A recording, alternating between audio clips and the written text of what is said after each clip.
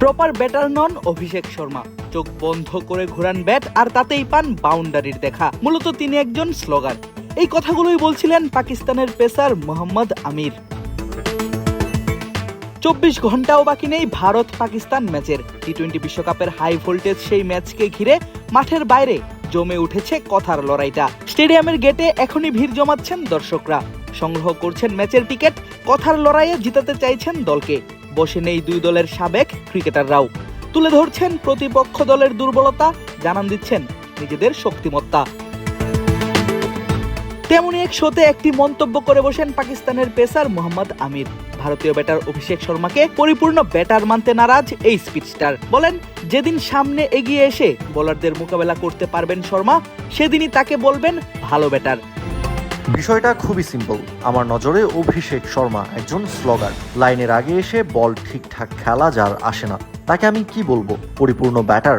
সে শুধু চোখ বন্ধ করে ব্যাট ঘোরায়, বল লেগে যায়, টাইমিং ভালো। যেদিন সে সামনে এগিয়ে এসে বোলারদের ফেস করতে পারবে, তখন বুঝবো সে ভালো ব্যাটার। শুধু তাই নয়, ভারতীয় এই ব্যাটারকে ওপেন চ্যালেঞ্জও ছুড়ে দেন আমির।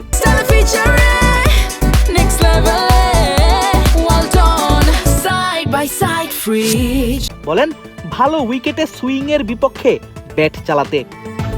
সাউথ আফ্রিকা, নিউজিল্যান্ড, ইংল্যান্ড যাও, যেখানে বল কিছুটা সুইং করে, সেখানে যদি ভালো ব্যাট চালাতে পারো, তাহলেই আমি সবার আগে বলবো যে তুমি ভালো ব্যাটার। ফ্ল্যাট উইকেট আর ছোট বাউন্ডারিতে মেরে খেললেই কেউ ভালো ব্যাটার হয়ে যায় না। পরিসংখ্যান ঘাটলে দেখা যায় মোহাম্মদ আমিরের কথা একেবারেই ফেলে দেওয়ার মতো নয়। আন্তর্জাতিক টি-20তে ভারতের হয়ে 39 ম্যাচ খেলেছেন অভিষেক, যেখানে 38 ইনিংসে ব্যাট হাতে তার রান 1297, ইনিংস প্রতি গড় 36-এর উপর।